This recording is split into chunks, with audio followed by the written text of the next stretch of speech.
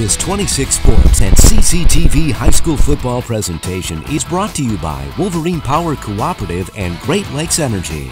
Your local electric cooperative is looking out for you. And by Munson Healthcare Cadillac Rehab Services. Welcome back to McBain High School. Third quarter action on the horizon. Here for your 26 Sports and CCTV Michigan High School football game of the week between the Clare Pioneers and the McBain Ramblers. It's the Ramblers who hold a 1-point advantage, 14-13, heading into the third quarter. I'm Derek Tate alongside Dan Gussert, and we saw a defensive-minded first quarter followed up by an offensive-minded second quarter. What do you look for specifically on the Clare side heading into the third quarter? Well, I think Clare defensively has got to make some adjustments for the deep routes that McBain has had some success on, especially down the middle of the field. Offensively, they kind of got things going a little bit in the second quarter with some passes quick out to the flats, finding some open receivers. I think they'll probably look to continue that. And I think, at some point, you got to see what you can do to get Smedley the ball. Yeah, we saw Josh Gold begin to get into a groove, catching the football. We also saw on the very first drive, Drew Schuster's been involved, catching the football. On the offensive side, though, for the McBain Ramblers, and if you're head coach Pat Maloney, are you happy with what you've seen on the defensive side of the football against a Clare team that can put up points in a hurry? You know, I think you have to be. As you alluded to, they put up some great numbers offensively this year. Limiting them to just a couple of scores in the first half, you got to be excited. But, boy, I tell you what, if it weren't for a couple of penalty calls, you can see that their speed and their elusiveness is there. So while you're happy with the outcome of the first half, you got in the back of your mind, holy mackerel, we're just one slip play away or a slip player, a fall, or anything from them going 80 yards at any time. Got to be feeling good, though, if you're head coach Pat Maloney of the Ramblers. You get the ball in the second half with a 1-point advantage to start the third quarter of our final 26 Sports and CCTV Michigan High School football game of the week. And there's a pooch kick, and alertly, Dan Rodenbaugh charging on it and can't do anything with it on the return, but falls on it at the 39-yard line. And that's where the first possession for the Ramblers will start. Sophomore Matt Harton, number 8 right there, was dialing in on that loose ball. And if it had spun back and come towards the Clare kicking unit, I think he might have got to that first. Luckily, it's the Ramblers, and they call him back at the 37-yard line. Brown working out of the shotgun, and he throws it a quick hitter over to Ethan Barton, who slips a tackle and carries a defender into Pioneer territory. Good start for the Ramblers. Yeah, they pick up 16, 17 yards on that play, and they're already in Clare territory here real quickly in the third quarter. Josh Gold was on the stop after a gain of 15. So it's going to be a set up a first down at the 47-yard line for the Ramblers. We've seen a lot of that vertical passing game from the Ramblers. Now we see a quick hitter taking advantage of the defense likely adjusting, trying to take away the deep ball. And we'll see what Brown has in store on 1st and 10. He's going to the air yet again, and he's got Rodenbaugh on the wheel route. Attempted leaping grab, but good coverage again from Drew Schuster. Yeah, Drew was sitting back there thinking that was coming into his hands, and at the last moment the main player leapt up. Unable to make that catch. We've seen a couple times in the first half Rodenbaugh with leaping grabs. I thought he may have had a beat on that one. That's one I tough bet one he's to get coming to. Back to the huddle thinking, I wish I'd have caught that one. As we've got 2nd and 10 after the incompletion. Brown still staying in the 4 wide receiver set. Sealing in motion. And we've got a flag on the play. And that is the second pre-snap penalty on the Ramblers tonight. And that'll back them up 5 back into their own territory to bring up 2nd and 15. That one looked a little bit off, too, as that snap was sent back right as motion man Gavin Seeland was cutting across. That could have been one of those dangerous plays again. It's a quick motion on the short side of the field with the ball near the right hash, and here it is again on 2nd and 15. Fake to Seeland. Goes straight up the middle to Rodenbaugh, and there's not much doing. In fact, tackled for little to no gain, and that's Dylan Skalm on the stop, and 3rd and 15 on the horizon for the Ramblers. You know, early in the year, this is a part of the field where we would see McBain go for it even with 4th and 15. But in this ball game, with that offense that Clare has on the field, I would expect if they don't get much on this, that we would see McBain punt this. The Ramblers did do a very good job in the first quarter of winning that field position battle. Sorry about some of the technical difficulties. Here's 3rd and 15. Brown, pump fake. Looking across the middle on that one. There's a fight for the ball. It's Sealand right there. Is it an interception or is it simultaneous possession? Well, the coaching staff from the Clare Pioneers are quiet, and they're thinking they got it. And I don't know if they got a signal yet. Sealand steps out of the pile with the football, and it is a first down. Boy, what an exchange there, a gain of 18. And Gavin smacks his pipe right there as he says, I pulled that away from them. One of the wildest exchanges you'll ever see on a football field. Going right through the hands of one Ramblers wide receiver into the pile of a safety, and then a wide receiver goes ahead and tries to jump on it and somehow rips it away at the bottom of the pile. That was a heck of a play right there on both teams' parts. It could have gone either way. Wow. Here we go. 1st and 10 at the 33-yard line. It's going to be Brown working out of the shotgun. This time it's a quarterback draw, and nothing doing as the Pioneers defense did not bite on the pass attempt and stacked him up. A host of defenders, mostly along that defensive unit up front. You know, we've kind of seen in this game so far tonight that a lot of the big breaks have kind of gone McBain's way, and you know, typically in a ball game they kind of even themselves out. So we'll have to see how that in the final quarter and 2/3. And here we've got 2nd and 10 to the air. Goes Brown. He's got his man, Sealand, and he is inside the 20-yard line. Another first down to Gavin Sealand. Everybody, we hope you're hearing us. We're having some issues with some background noise in our ears. Audio, Hopefully yeah. you're not picking that up at home, but if you are, we apologize. And another strike. George Brown III going to his favorite target. That's Gavin Sealand. Another first down for this Ramblers offense on the first possession in the second half. Just under the 9-minute mark, and here's a quick hitter over to Dan Rodenbaugh. He's got the wide receiver screen set up, and he barrels into a couple Pioneer defenders, brought down at the 10-yard line. Good gain right there. And we see this Rambler offense really has the Pioneer defense on their heels to start this third quarter.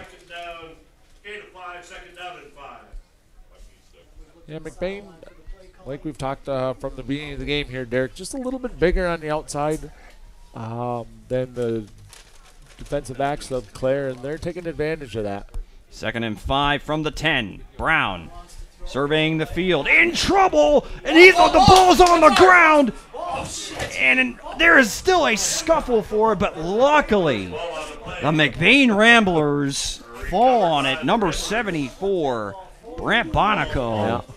Big loss on the play. Sometime Brown should have ate that one. Dangerous holding that ball out there under duress. Yeah, McBain dodges a bullet again as they kind of get a break, even though they've lost quite a bit of yards on the play. That easily could have been picked up by a Clare player and run back into the end zone. As it was, he dove for it and knocked it further back. It's not every time you feel fortunate to lose 21 yards on a play, but the Ramblers will take it. 3rd and 26 at the 31-yard line.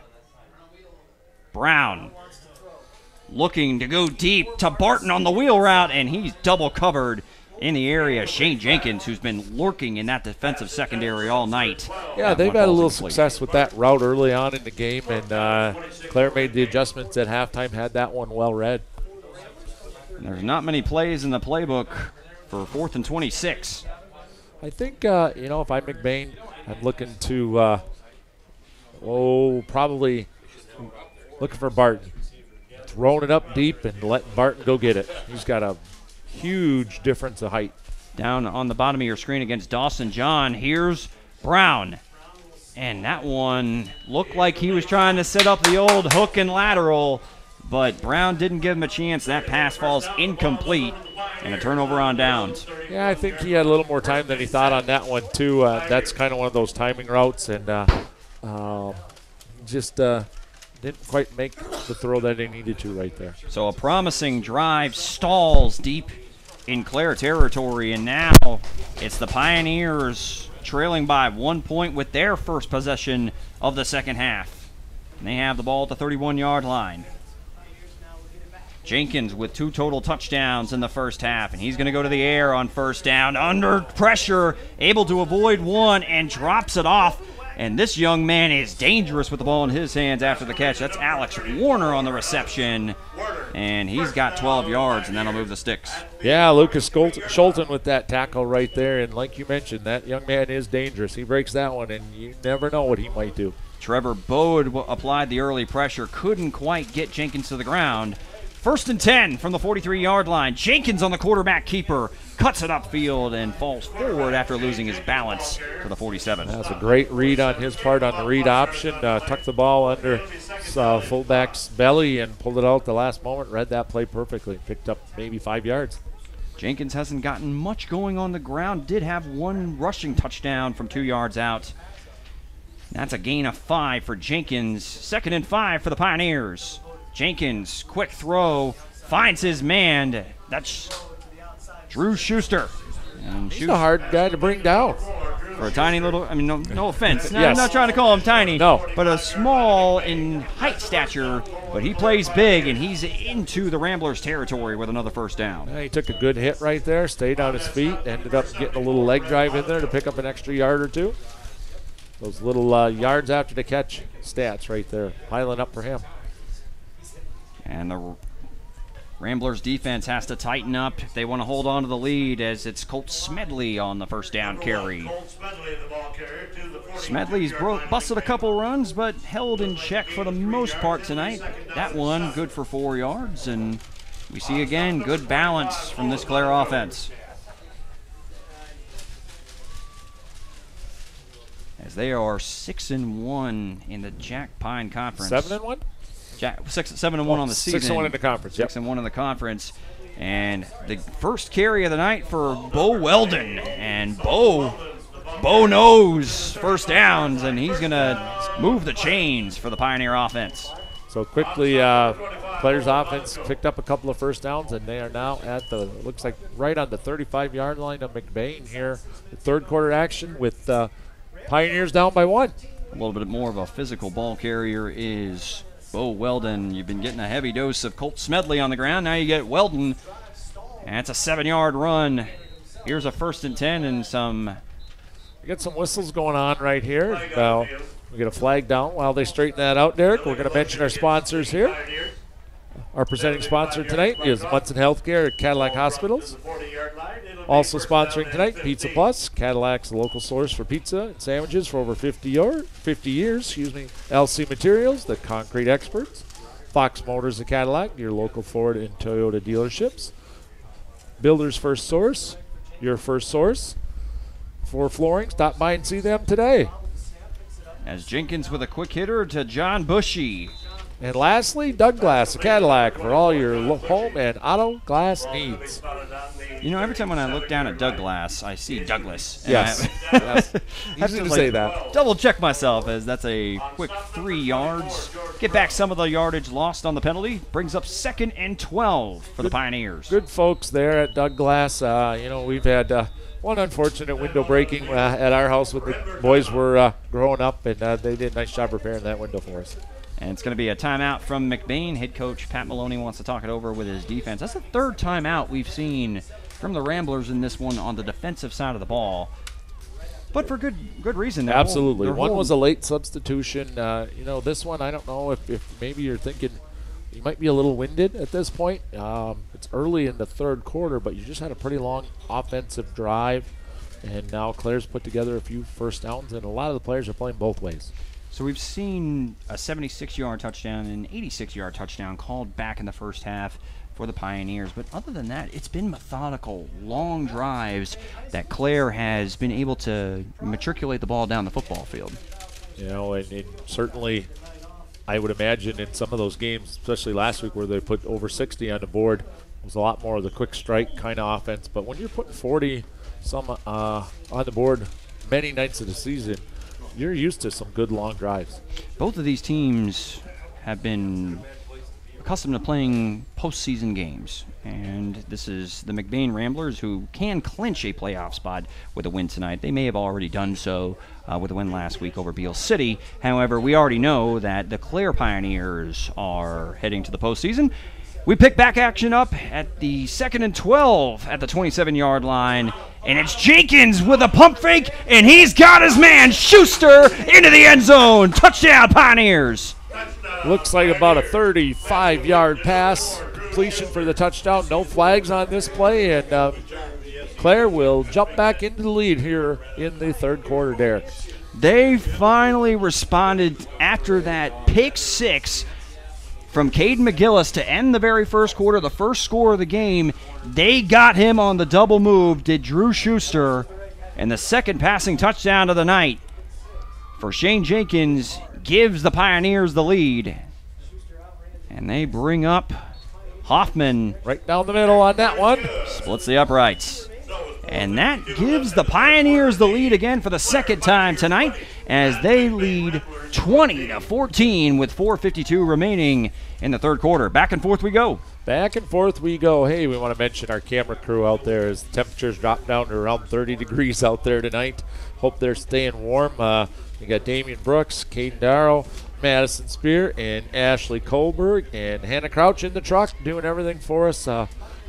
Derek, it's a great program that we got going here with the ISD here in the Career Tech Center, getting those high school students behind the scenes and helping us bring everybody to these broadcasts. Absolutely. Young men and women able to get their hands and experience what it is to put forth a live production of high quality. This is what they do on the collegiate level, the professional level. This is absolutely invaluable hands-on experience if this is something that you want to do in the future. Absolutely, and if you're out there watching this and you're interested in maybe joining our crew, get in touch with your local high school counselor and or the Career Tech Center right here in Cadillac, and they can steer you in that direction, whether that be this year or maybe next year, because you know what? Some of our fellows are going to be graduating and moving on to new things, and gals, excuse me. Damian Brooks in particular comes to mind. His senior year, just turned 18. Happy birthday not too long ago, as here's another squib kick taken by Josh Hart Jr., and he got a slight assist from his own teammate trying to shove him in the correct direction was Trevor Bode. He's gang tackled at the 40-yard line, and that's where the Ramblers will take over. I wonder about that because, in the high school level, you have your knee down, and it looked like he had his knee down when he picked that ball up, kind of like shortstop would do, and I thought the play would be dead there, but he is credited with about a 5-yard return. Ultimately, on those squib kicks, you just want to make sure you have possession. Absolutely. Because that football can take an odd bounce from time to time. Deacon Dottie is under center at the 40-yard line, 1st and 10 out of the T formation, and it's George Brown around the right edge and cut down by the other fellow quarterback, Shane Jenkins, who's had himself a great game on both sides of the football. This is a good time of the game, I think, for McBain to go to this offense with Dottie at quarterback and hands off to Brown and just use a little bit more of their muscle right now and see if they could put a little wear down, a little beat down, if you will, on that Clare defense. And that T formation made famous by the old Chicago Bears under George Hallis. 2nd and 6. Give goes to Gavin Seelan. Seelan's got some running room, and he's right near midfield and very close to another first down for the Ramblers. You look on both sidelines, and McBain's got a handful more players on the sideline. They can go a little bit more, some players substitution, giving some fellas some rest. Clare doesn't have a lot. And like you mentioned, they've done a lot of their damage out of 2 formations, either a 4 wide receiver set or out of this T formation. And they are yet to throw the ball out of this T formation, but what they can do is they can give the ball to some talented ball carriers.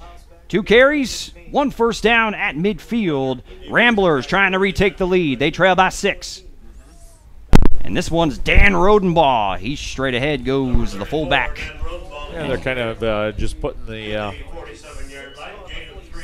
their backs on the offensive line right here and just saying our big boys are going to push your big boys right here, and we're going to pick up 4, 5, 6 yards a carry. 4 yards and a cloud of dust. And it'll make it 2nd and 6. The Ramblers staying with Deacon Dottie under center out of that T formation. And it's Rodenbaugh with 2 consecutive carries and nothing doing this time. He falls forward to get what he can, maybe 1. Gain of 1's going to bring up a big 3rd and 5 for McBain. Yep, 3rd and 5, a pretty good drive right here again by McBain, answering the last Clare Pioneer touchdown. 3rd and 5, very manageable. You see them trying to run behind some of those big bodies up front. The Monaco in there. And they're staying out of the T formation on 3rd and 5. A little hiccup on the exchange, and it costs them as number 66, Kyle Yost, drops Gavin Seelan for no gain, but there is a flag. There is a flag down on that play. It came in really late on that. We'll have to see what the call was on that. Could it be an unnecessary roughness or unsportsmanlike penalty on that? And it is. That is a 15-yard variety. A tough call on the Pioneers, who would have forced a 4th and 5. Instead, it's an automatic first down. I didn't see anything after the play. Didn't see anything going on out there. Not sure what the call was, Derek, but wasn't something I was actually looking for. Now, we can't hear what they say down there on the field, so we do not know. We know that we are very good job tonight by the head referee, Kevin Taylor, and apparently someone on his staff saw something that was a little unsportsmanlike, and that's costly for the Pioneers as it leads to a first down for the Ramblers at the 30-yard line. Give goes to Seelan around the left edge. Seelan cuts it upfield. Not much doing. He does what he can with it. Pickup of a couple. Just over 2 minutes to play here in the quarter. It's a pretty solid moving quarter. They're finally separating all the players on that. McBain's going to be here with the 2nd and maybe 9. Now, we saw the Ramblers' first opening drive get all the way down to the 10-yard line, and then it was a fumble off of a sack. That was a loss of 21 that stalled the first drive for the Ramblers. They're threatening again, 2nd and 8 at the 28-yard line. Dottie going to the air, looking for Seeland, and there's a little bit of contact, and there's a flag. And it looks like they're going to call Shane Jenkins for defensive pass interference, but we'll wait for the call. I was kind of stepping in our booth up here, Derek, from our one window that we're in to just to my right. I got to go behind the wall to see the other window. I didn't see a contact in there. I've totally missed the end of the play. It was a little bit of jostling for position. It could have really gone either way. This one goes in favor of the Ramblers. There was a little bit of contact. Seelan, that was the first time that we've seen them throw the ball out of that T formation. A little bit of play action. Dottie's first pass attempt. Even though it's not complete, it does move the chains. And we've got 1st and 10 just inside the 15-yard line. Ramblers looking for the equalizer. They trail by 6. Dottie gives. Rodenbaugh straight ahead. He's into the end zone. Touchdown, Ramblers. Boy, we've seen a lot of good answering by both teams here on some key possessions early in the 2nd quarter and right away here in the 3rd quarter as McBain, takes one on the chin from Clare to start the 3rd quarter. Clare goes a long way down the field, puts her in the end zone, and McBain does the same thing right back for him. A 14-yard rumble straight ahead by Rodenbaugh, and the Ramblers tied up. And we're going to see an extra point attempt as they trot out Josh Hart Jr. Oh, they're actually going to go for 2. They got their first extra point blocked, and they're going for 2. George Brown, the 3rd out of the shotgun. Rolling right. Tries to drop it in a leaping grab by Dan Rodenbaugh. And Rodenbaugh almost single-handedly giving the Ramblers a 2-point advantage. Heck of a play right there. Great throw, putting it in a position where his receiver can make that catch. The 3rd leaping grab of the night, and this one gives McBain a 2-point lead as they have an advantage with 1:46 remaining, 22-20 over the Clare Pioneers. What an answer by McBain. What a great ball game. You can definitely see why these two teams have had the seasons that they've had, and probably most likely, well, for sure Clare will be in. Most likely McBain, win or lose, gets in here. We'll have to wait and see, of course, on that. This Sunday is the high school playoff show, and the announcements will be made of who's playing and where. And when those games will be, sometimes takes a couple of days before the ADs get together from opposing schools to determine when that game will be. We'll have to wait and see. I would like to go ahead and I'll simplify this. There's a lot that goes into Yes, there is. the formula of determining the playoff points. That is how it is run here in the state of Michigan for high school football, and who determines who makes the playoffs. But certainly the McBain Ramblers, who we expect would make it to the playoffs regardless, but they clinch it here tonight. And it's really two playoff teams. You see, like, they're already in playoff mode. They're not taking this game off. They are. They're going to play anybody is taken off in this game. This is great football. And another, how about that play right there? And it's Brent Bonico with a little squibber of his own that goes straight to the up man, number 55, Greg Beckner. That was a heck of a play by Greg. You know, that's not a position he finds himself in too often. Picked that up right off the bounce real well and kind of fell forward. The soft hands sets up Clare with fantastic field position, just shy of midfield with a 2-point deficit, just under the 2-minute mark. But we've seen on 3 consecutive possessions, dating back to except for the one drive at the end of the half that they ran out of time, they've found the end zone in 3 straight drives. We'll see what they have. 1st and 10. Give goes to Colt Smedley around the left edge. He's into Rambler territory, shoved out of bounds by Gavin Sealand. Not before he picked up about 6.5 yards right there. We haven't seen a lot of looks out of that empty set. We saw that jet sweep right there, and we know Smedley has the speed to get to the outside. That's a good call right there. Like you said, something we haven't seen, new wrinkle out there. I'm sure it's something they always have in the back of their playbook. 2nd and 3 for the Pioneers. Give goes Smedley straight ahead. Smedley's got the first down. And Sealand with consecutive tackles and a late flag at the very end of the play. Let's see what we got called on this one. Again, another late flag thrown. This one looks to be like it might be against McBain. Initial signal. And it looks like he threw it almost right at face mask. Yep, that makes sense. Yep. Right near where the tackle was made against Colt Smedley. And the face mask of the 5-yard variety tacks on an additional 5. And in the blink of an eye, Clare's in business. 1st and 10 to the 31-yard line. You're right, Derek. It did not take them long to get, pretty good distance and down into McBain territory just outside the 30. Jenkins gives to Smedley for the 3rd consecutive play. This one not as effective, a gain of a couple around the right tackle. Inside the 30-yard line, gain of a couple.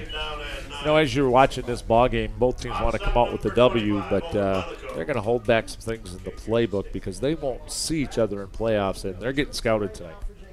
So their opponents next week are looking for any advantage. There's a great run again. Colt Smedley, 4 straight carries. And until they stop it, I imagine we'll see more of Smedley as that's another first down. Yeah, we're going to see these teams run what they run most of the season, game in and game out. Like you mentioned, we've seen a couple wrinkles tonight. We have. Yep. Most teams maybe holding those cards close to the chest. As most of these teams expect to be having some postseason action as it's Franklin, or Jenkins, my apologies, on the carry. Quarterback keeper, that'll likely be the final play of the 3rd quarter, which was a fantastic 3rd quarter. It's been a fantastic game here for the 26 Sports and CCTV Michigan High School Football Game of the Week. Final quarter of action on the way. Who's going to come out on top? Well, you got to stay with us as the Ramblers lead the Clare Pioneers 22-20. We'll be right back.